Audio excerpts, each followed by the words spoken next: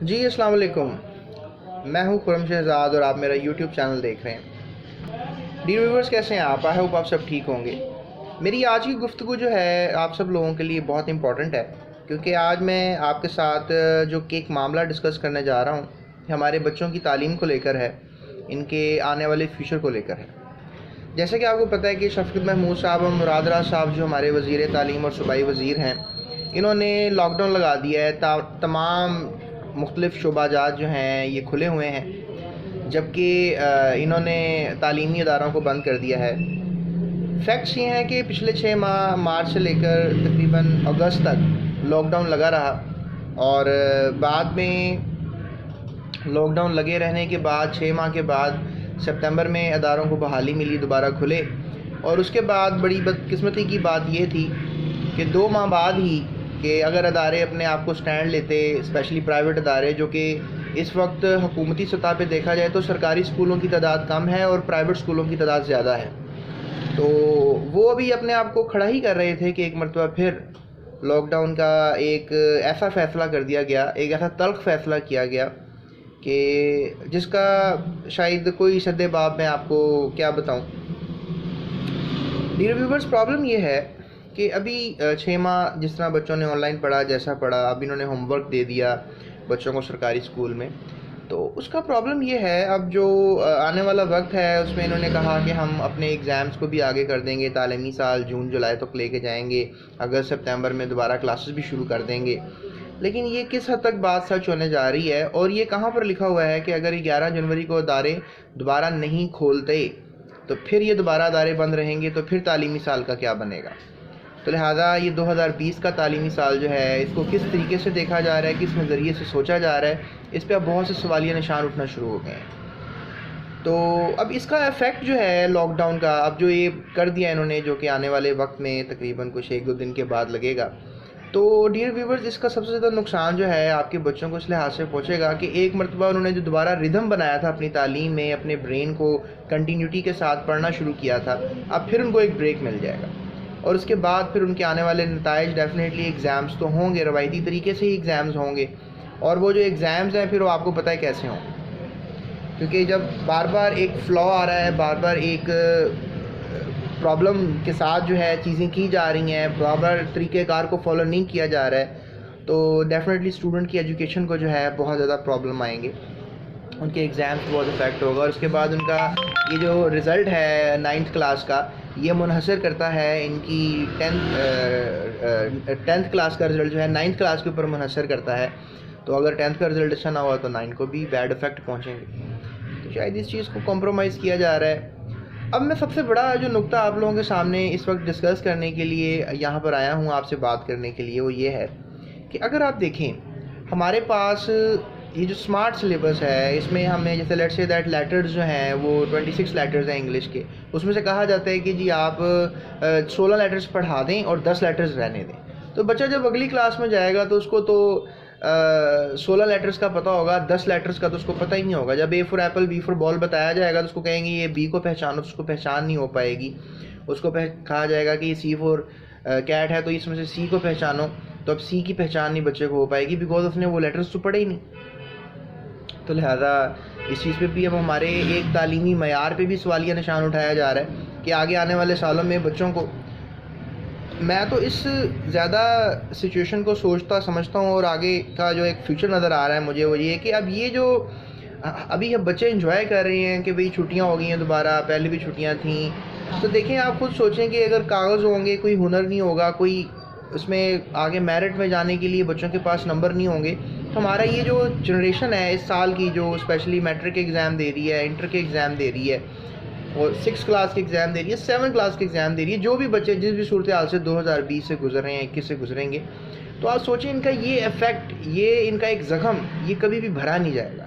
आने वाले वक्त में इनको ये बहुत ज़्यादा तंग करेगा। एक तो ये पॉइंट, दूसरा पॉइंट ये स्मार्ट सिलेबस कि कुछ पढ़ाया जाए और कुछ ना पढ़ाया जाए, उसका भी बहुत ज़्यादा इफेक्ट पड़ेगा। ये आप किसी जो करिकुला के मेंबर है, जो एक पूरी किताबों का एक सिलेबस सेट करते हैं, आप उनसे पूछें कि कितना बड़ा अलमिया है कि हम ये पूरी किताब इनको बच्चों को सही तरीके से नहीं पढ़ा पाए, तो इसके आफ्टर इफेक्ट्स कितने ज़्यादा होंगे, इनके आने वाले वक्त में इस चीज़ का कितना ज़्यादा नुकसान होगा। और दूसरी बात, ये जो अब लॉकडाउन लग गया है, इसमें शफ़क़त महमूद साहब हमारे वज़ीर तालीम और फिर सूबाई वज़ीर तालीम मुराद राज साहब, इनके पास बैंक बैलेंस मौजूद है, इनके पास इनकी सैलरीज आती रहेंगी, गवर्नमेंट के टीचर्स को सैलरीज आती रहेंगी। आपने प्राइवेट असातिज़ा के बारे में फिर नहीं सोचा। आपने फिर नहीं सोचा कि किस तरीके से वो जो अदारे वाले टीचर्स को सैलरीज देंगे, उनके फिर इनकम्स आनी थी, उन्होंने सैलरीज जनरेट करनी थी, स्कूलों ने फिर सस्टेन करना था किसी तरीके से अपने आप को। आपने फिर किसी को ना देखा, ना सोचा, ना समझा, और आपने फिर लॉकडाउन लगा दिया। सारे इदारे खुले पड़े हैं और आपने तालीमी इदारों को बंद कर दिया। तो ये तल्ख फ़ैसले हुकूमत आखिर क्यों कर रही है? क्या ये पीडीएम को रोकने के लिए कर रही है या इनका कोई और एजेंडा है? हमें तो इस बात की अक्ल नहीं है, आम सिविलियन लोगों को इस बात की समझ में नहीं है। मैं ये कह रहा हूँ कि बस आम आवाम का सोचा जाए, लॉकडाउन में नरमी की जाए, दोबारा जो है एक फ़ैसले को लिया जाए। फ़ैसला नो डाउट कोरोना है, बीमारी का ख़तरा है, आई कैन अंडरस्टैंड, लेकिन 1.5 लाख बच्चों के टेस्ट होते हैं, 500 पॉजिटिव आते हैं, कोई डेथ नहीं है, कोई प्रॉब्लम नहीं है, तो फिर भी इतना तल्ख फ़ैसला। आप फ़ैसला ये कर सकते थे कि जो आप 8 घंटे पढ़ा रहे हैं उसकी टाइमिंग आप 4 कर दें, जो आप हफ्ते में 2 दफ़ा बच्चे जा रहे हैं वो 1 दफ़ा चले जाएं, या आप सख्ती से कोई ऑर्डर्स ले लेते। बंद करने से क्या मुराद है? बंद करने से, रोकने से, लोगों के कारोबार को तबाह करने से क्या मुराद है? डेफिनेटली बहुत ज़्यादा लोग अफेक्टेड हैं इस मामले से, बहुत ज़्यादा एजुकेशन अफेक्टेड है। मैं पाकिस्तान की एजुकेशन को जो है इस वक्त बहुत मुश्किल में देख रहा हूँ, और पिछले 12 सालों से मैं इस फील्ड से वाबस्ता हूँ, लेकिन शायद अब मुझे नज़र आ रहा है कि जो स्पेशली प्राइवेट इदारे के लोग हैं वो सिक्योर्ड नहीं हैं। उनकी आने वाले हालात, उनके आने वाले मामलात को हुकूमत एक बिल्कुल यतीमों की तरह डील कर रही है, और ऐसी डीलिंग नहीं होनी चाहिए थी। बेहतर की तवक्को रखते थे हम हुकूमत से। अब देखें 3 साल से कोई इतने खातर खां टेस्ट भी नहीं आए एजुकेशनिस्ट के लिए। आज केमिस्ट्री की पीपीएससी के टेस्ट होते हैं, 20,000 से ज़ायद अफराद 100 सीटों पे लड़ते हैं, जिसमें से 100 सीटों के ऊपर सिर्फ 85 कैंडिडेट्स पास होते हैं, और उसमें से अब किसका इंटरव्यू होगा, किसको पास करेंगे, किसको नहीं आगे लेकर जाएंगे। अब वो 20,000 लोग देखें कि वो लिस्ट में मौजूद हैं जो उन 100 सीटों पे पंजाब की लड़ रहे थे कि भाई उनको 17वें स्केल की पोजीशन दी जाए, वो अहल हैं इस सीट के। अब उन 20,000 लोगों का फ्यूचर बताएं क्या है? अब हमारे तो, हम तो ज़ूलॉजी के बंदे हैं, हमारा तो ज़ूलॉजी डिपार्टमेंट है, हमारे तो टेस्ट हुए नहीं। अब आगे कब होने हैं, कब इंटरव्यू होने हैं, कब जॉब्स लगनी है, लोगों की उम्रें गुजर रही हैं इसमें। आपकी हुकूमत को 2.5-3 साल होने जा रहे हैं, और आप देखें एजुकेशन को लेकर आप क्या कर रहे हैं। इल्म वाले जो होते हैं ना, इल्म वाले वो सबसे सुपीरियर होते हैं, सबसे टॉप पे होते हैं, सबसे अच्छी SOPs तालीमी अदारे फॉलो करवा रहे थे। उनको पता था कि हमने इस बीमारी में बच्चों का एक डिसिप्लिन सिखाना है, एक रूल सिखाना है, लेकिन अनफॉर्चुनेटली उन लोगों को ही ब्लॉक किया गया है कि जो शायद अच्छा एजुकेट कर सकते थे माशरे को, उनको फिर एक मरतबा महरूमी से देखा गया है, यतीमाना सलूक किया गया उनके साथ। मैं इस पॉइंट ऑफ व्यू को थोड़ा सा देखता हूँ। मैं सोचता था कि ऐसा कभी नहीं होगा कि लॉकडाउन की तरफ जाएंगे तालीमी अदारों को लेकर, क्योंकि अभी तो बेचारे संभल रहे थे। एक ज़ख्मी जवान दोबारा खड़ा होने की कोशिश में था, लेकिन उन्होंने एक और ज़ख्म देके उस जवान को दोबारा गिराया है। तो अब मैं इसका यही हल सोच रहा था कि किसी हद तक ये टाइमिंग कोई थोड़ी कर देते, दिनों में और कमी कर देते, लेकिन अदारे बंद ना करते। तो मेरी ये अपील है हकाम बाला से कि नज़रसानी की जाए और इसको देखा जाए।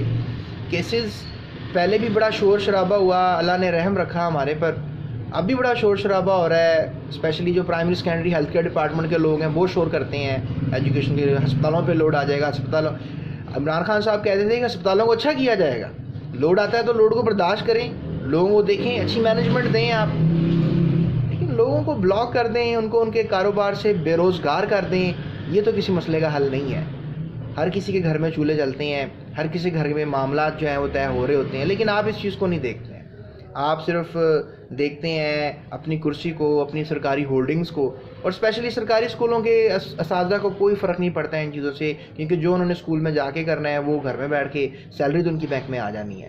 प्राइवेट उस्तादों को कोई डील नहीं कर पाएगा। और मज़े की बात है कि इतने गवर्नमेंट असातिज़ा नहीं हैं जितने प्राइवेट असातिज़ा हैं। स्पेशली जो ट्यूशन सेंटर से मुंसलिक है, एकेडमी से मुंसलिक असातिज़ा हैं, इनकी तादाद बहुत ज़्यादा है, लेकिन इनको तो कोई भी नहीं देख रहा। ना पहले देख रहा था। आप एजुकेशनिस्ट जो वाइट कॉलर पर्सन है वो देखें, आपको इस 6 माह के ड्यूरेशन में भी उन लोगों ने कोई थोड़े बहुत एहतजाज रकम लेकिन मैंने एक और चीज़ देखी कि जो एजुकेशन डिपार्टमेंट के, स्कूल डिपार्टमेंट के लोग थे, अब वो भी चुप हैं। उन्होंने कोई किसी किस्म की सच कोई ऐसी बात नहीं की, एहतजाज नोटिस कराने की बात नहीं की। अब सब जो है शायद प्री प्लान्ड है मामले को लेकर।